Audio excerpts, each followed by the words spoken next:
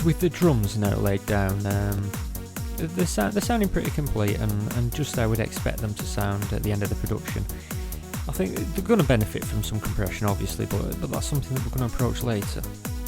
Yeah, the reason why we approach compression later and not now is we find it better, we find it a better way to compress parts when the whole mix is together. It helps us to keep a real perspective of the mix and enables a better balance. If we were to compress the kick now, it might sound well at the moment, but when all the track is together, we may get into a battle to get the other parts to gel. Yeah. Anyway, moving on. The next step is to complete the groove by programming the bass timbre. Now, as we touched upon it in the first session, we only use the instruments we programmed as a more inspirational general MIDI kit, and as we start to produce the track, we start to replace the timbres one by one. Now, obviously with the drums down, the bass is going to be the next place to go, since the drums and bass are going to present the entire groove of the record. Now, before we start to program the bass, I think it's imperative to once again listen to the record. Now, I always recommend listening back to what you have so far, so you can let your imagination run wild with it. I find that too many jump straight in and try to program a bass timbre straight away without listening to what they have first and thinking about what would fit with that particular drum loop. I think the more that you listen back to what you do, the more you'll be able to come to decisions more quickly, and for us this is incredibly important. I know some producers prefer to just sit and play until they come up with something they like, and there's nothing wrong with that at all. It's just that we prefer to have a good idea of our direction before we start programming. I find it incredibly counterproductive to just jump in saying we need a bass timbre and then just start playing around. In my opinion, if you have no idea where you're going, how can you possibly expect to get there? Of course, you can experiment for as long as you like, playing around with different bass timbres, but we find that if you have a pretty good idea of the type of timbre, you end up getting to your goal a lot quicker, and the record starts to gel quicker and get together faster. When we wanted to approach the subject of bass for this particular track, me and John sat down with the track playing in the background, as it is now. And we weren't exactly listening to it in a critical sense, rather we were just listening to it as background music while we discussed what type of bass we thought would suit this track. For us, we can generally determine the type of bass that will suit by asking a number of questions to each other. For example, should it be deep and heavy, bright and bouncy, punchy, short or long, distorted or rounded, analog or digital? I mean, obviously, because there's two of us thinking of sounds, we're never going to be exactly the same, so we can never have an exact idea of how it's going to sound between us. But we do try to have a good idea. For this particular track, between us we could hear a bass with some pluck to pull it through the mix, but also some distorted rasp. We can probably achieve that with distortion or a bit of tube saturation when we start programming. Also, since we plan to have the bass offbeat like most trance records, it needs to have a deep underlying throb to augment the kick and really drive the groove along. We also need to keep the bass short so it doesn't overlap the kick on each beat, so that means we'll need to be careful with the release parameters on the bass as we start to program.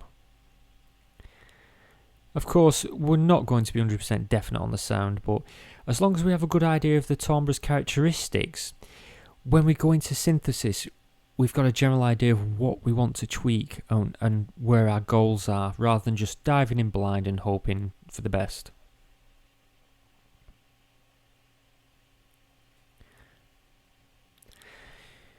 So knowing that we need a plucky bass with some distorted rasp and a little bit of throb to it, we can start programming. Now, our approach is probably going to seem unusual to some of you, but we never ever accomplish any bass timbre for trance using just one synthesizer.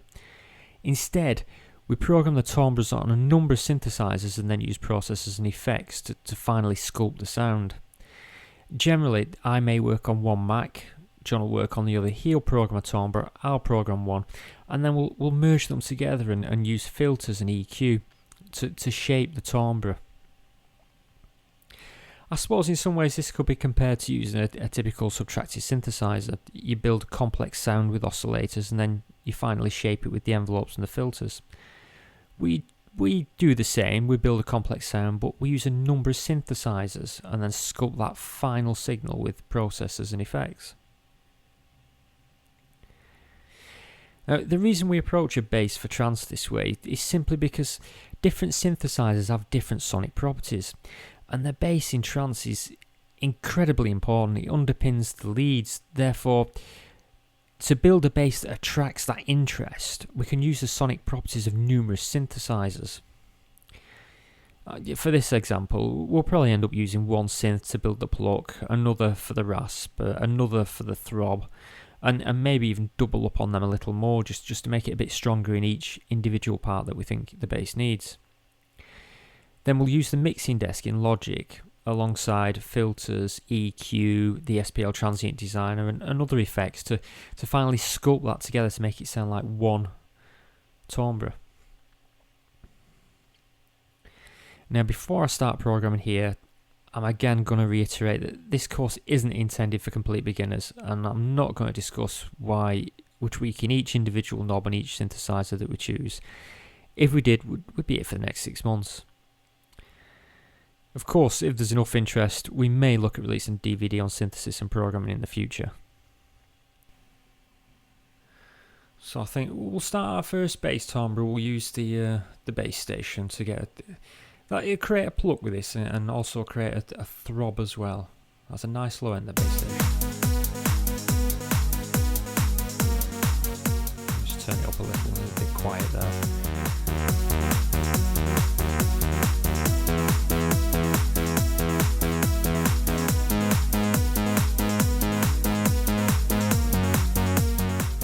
We'll just adjust this to create a nice low end, nothing too much. You just sculpt the general timbre before we start working on the pluck.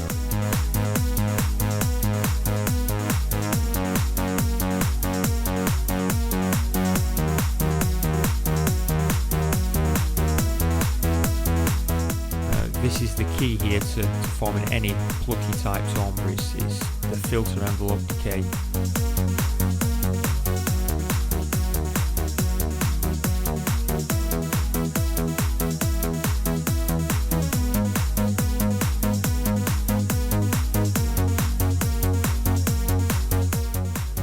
That's not sounding too bad.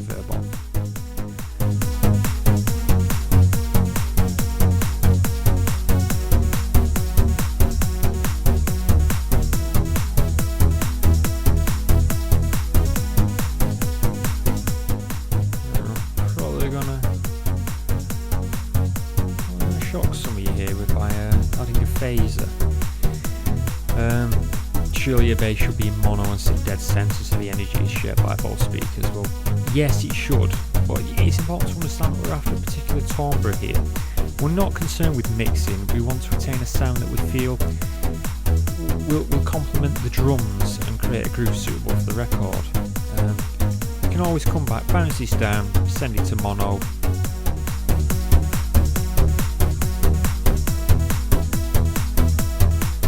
Just turn that down a little. No, it's not bad at all. Just rename that to the bass channel 2, and we'll copy it down again. This is our third instrument. We'll call it bass 3.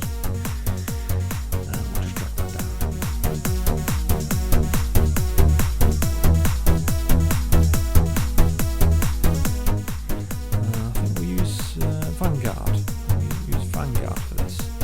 Get some top end fizziness to the bass.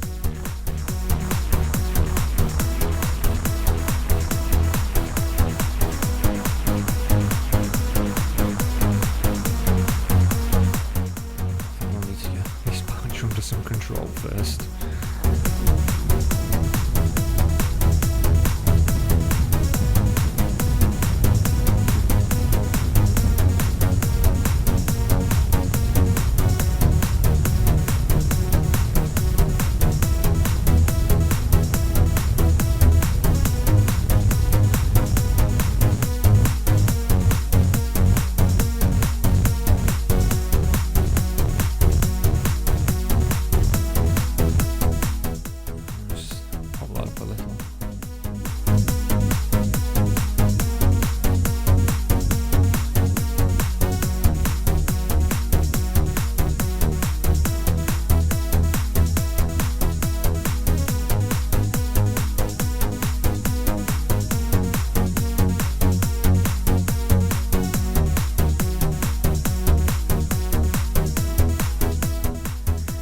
This is pretty much how we go about programming a bass for trance. We'll continue to add instruments, program them, jump back to previous instruments to modify them. We'll add more instruments. We'll keep playing around. Let's get the FM8 in here. We have one of our favourite presets here, which is the Saturation 5th. This is great for a starting point for really gritty fizziness. There it is.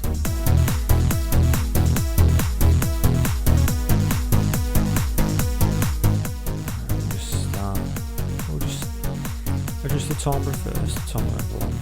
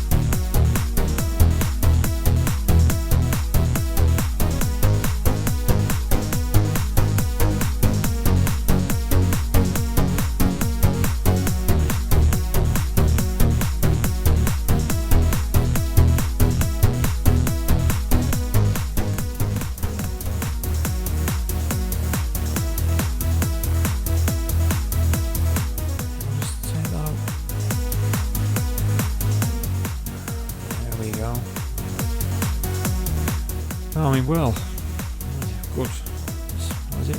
4 hours now. What we've got, obviously the bass station, Sawyer, Vanguard, V station, the FM8. Obviously we've added some clip distortion.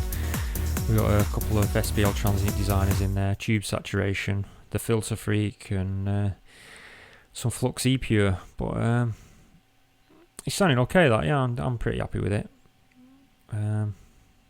So I think what we'll do is we'll bounce the bass into 2 audio tracks. We'll bounce the top end and the bottom end. It's simply because the bottom end of bass can be a right royal pain in the arse when mixing. So we always like to keep this apart from the rest of the timbre if possible. So we'll get to bouncing this timbre down and along with the drums, and then we'll move on to reprogramming that lead timbre.